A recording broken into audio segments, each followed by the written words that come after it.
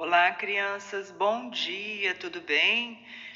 Nesta segunda-feira, dia 5 de julho, nós vamos estudar arte, ensino religioso, produção de texto e vamos também fazer uma atividade complementar de ciências, tá? Então, nós vamos estudar na apostila junina, na apostila impressa. Página 14, 15, 16, 17, 18 e 19, tá bom? Então, olha só. Na página 14, nós temos a arte e ensino religioso, cultura mato-grossense. Nós vamos voltar aqui a falar sobre a cultura mato-grossense. A cultura mato-grossense é, antes de tudo, uma cultura brasileira, pois absorve a língua pátria. O que é a língua pátria? É a língua do nosso país. Mas como toda cultura nacional, também sofreu influência de vários grupos internos e externos. Nossa cultura tem como base a miscigenação. Nós já vimos o que é miscigenação, pessoal. Olha só, é a mistura de índios, negros e brancos, né? A gente já viu isso, que é a formação do povo brasileiro. Essa mistura representa a beleza de nossas manifestações e representações culturais. Veja a seguir algumas manifestações culturais do estado de Mato Grosso. Então, nós já vimos o siriri, vimos o cururu, né? E vamos voltar a ver aqui novamente, tá? Então, olha lá, a dança e a música regional mato-grossense tem forte expressão cultural em nosso estado. Veja alguns exemplos. Nós temos aqui o siriri e o cururu para fazer a leitura em silêncio e em voz alta. Nós temos aqui a dança do Congo e temos aqui também o chorado. Pessoal, muito interessante essas manifestações culturais, tá? Então, vamos fazer a leitura da página 14. Olha aqui, ó, página 14. Aí lá na página 15 nós temos umas atividades a respeito disso, né? Sobre o cururu e o siriri, a dança do Congo e o chorado, que é para fazer a ligação, onde for o siriri e o cururu. Olha aqui, por exemplo, a dança representa o choro dos negros escravos. Qual será que era esse daqui? É o chorado. Vocês vão ler lá. Então, vou colocar aqui o número 3. E assim vocês vão fazer sucessivamente, tá?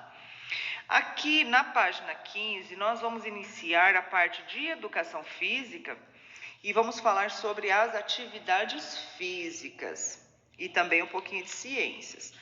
Então, eu quero que vocês façam a leitura com bastante atenção. Olha só, atividades habituais são o quê? Aquelas que nós fazemos todos os dias, certo? Caminhar, realizar brincadeiras ativas, pular corda, pega-pega ou passear com o cachorrinho. Pelo menos 3 vezes por semana, aquilo que a gente faz pelo menos 20 minutos cada vez, né? Ou faz 1 hora por dia, 3 vezes na semana, ou que tipo de atividade você faz? Não mais que 2 horas por dia. Você não pode ver mais do que 2 horas por dia do que de televisão, brincar com jogos eletrônicos, usar o computador ou celular. Então, pessoal, olha só, nós temos que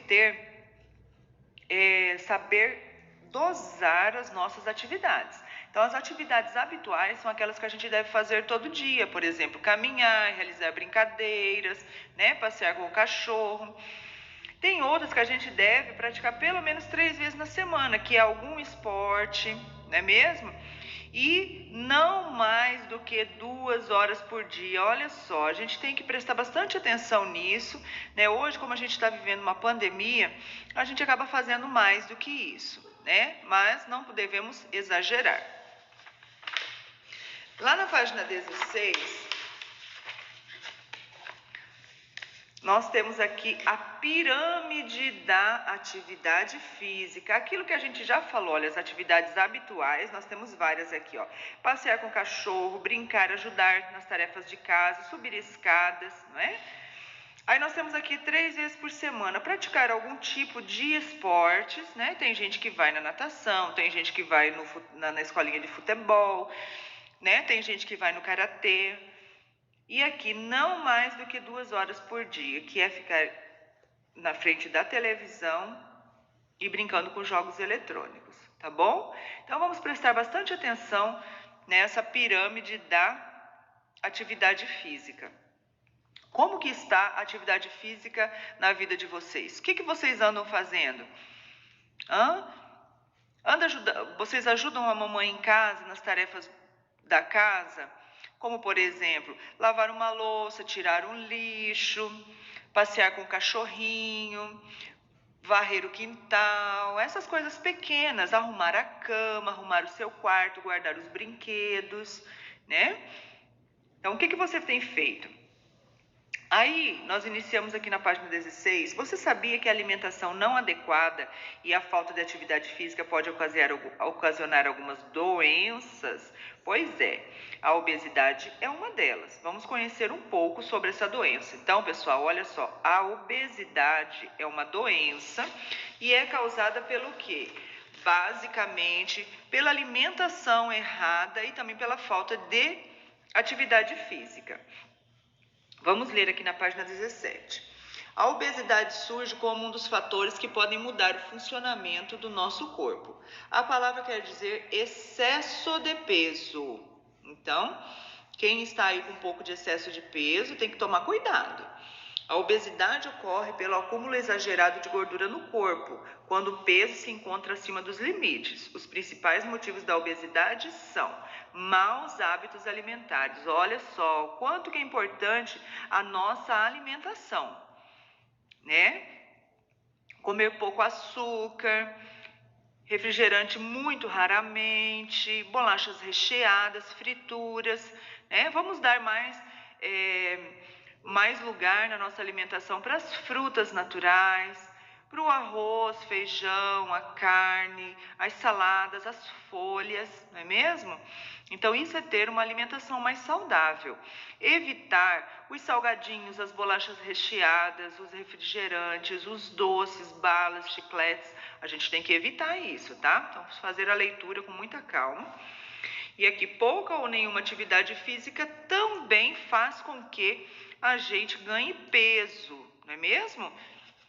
A gente ganha peso e conforme vai ganhando muito peso, pode virar uma doença chamada obesidade. Então, fazer a leitura com bastante calma disso aqui. Além de ocasionar doenças, a obesidade causa algumas limitações. Olha só, quem está acima do peso, quem sofre dessa doença, ela traz também algumas limitações, como o quê? A diminuição da capacidade de realizar esforços físicos, como praticar esportes ou subir uma escada, andar longas distâncias, correr. Então, a pessoa que está acima do peso, ela tem mais dificuldade para fazer isso, né, pessoal? A diminuição da capacidade de realizar brincadeiras ativas, pular corda, pega-pega, etc., prejudica os movimentos e ações comuns do dia a dia, como posições para dormir, abaixar para amarrar os calçados, vestir roupas. Então, olha só, a obesidade nos traz muitas dificuldades. Olha só, a diminuição da autoestima, apneia, que é o quê? A pessoa que ronca, problemas respiratórios, problemas cardíacos, desvios na coluna, risco de diabetes e gordura do fígado, pés chatos, lesões nas articulações. Então, a doença chamada obesidade é uma doença muito grave. Nós temos que tomar muito cuidado. Como que podemos evitar, professora? Tendo uma alimentação saudável e praticando atividade física. Lá na página 18, nós temos aqui umas atividades também sobre a obesidade. Olha só, encontre no caça-palavras o nome de 6 doenças ou problemas que a obesidade infantil pode causar. Olha aqui, tá lá atrás, né, na página 17, ó. Olha aqui, desvio de coluna. Onde que tá isso aqui? Tá lá no texto. Então, vamos fazer, né? Tem outras aqui, tem mais 5, vamos lá. Então, olha só, aqui o número 2, baseado na figura 2 da pirâmide da atividade física lá atrás, analise o quadro abaixo para responder as questões. Olha só quantas atividades nós temos aqui. Aí vocês vão responder a A, B, C e a D, certo? Observando o quadro, olhando lá atrás a pirâmide da atividade física, vamos responder. E na página 19, nós temos aqui a letra I. Observe os alimentos abaixo. É possível perceber que a maioria faz parte do mesmo grupo. Escreva o nome desse grupo e circule o que não faz parte desse conjunto. Aqui eu só tenho um alimento que não é saudável. Qual é o alimento que não é saudável? Esse aqui, né? Hambúrguer e batata frita. Ele não é muito saudável. Ah, mas eu não posso comer, professora? Claro que pode, né? Mas a gente tem que comer lá de vez em quando, né? Nós não podemos comer isso todos os dias. O que nós temos que comer todos os dias? Temos que comer as frutas, as verduras. Olha aqui, que são os alimentos saudáveis, não é mesmo? E por último, para encerrar o dia de hoje, nós vamos fazer uma produção de texto. Olha só.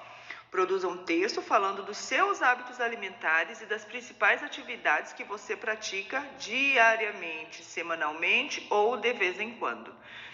Escreva também se você se considera uma criança saudável ou se precisa melhorar, e se você precisa melhorar, em que ponto que você precisa melhorar. Não esqueça do título, olha só, dos parágrafos e das letras maiúsculas quando forem necessárias. Quando que uma letra maiúscula é necessária? No início das frases. E se eu for escrever nomes próprios, por exemplo, nome de pessoas, de lugares, de rios, de ruas, não é mesmo? Então, olha só, o que é para você escrever? Falar dos seus hábitos alimentares e também das suas atividades físicas. Se você se considera uma criança saudável, professora, eu me considero uma criança saudável, porque eu tenho uma boa alimentação, eu tenho atividade física regular.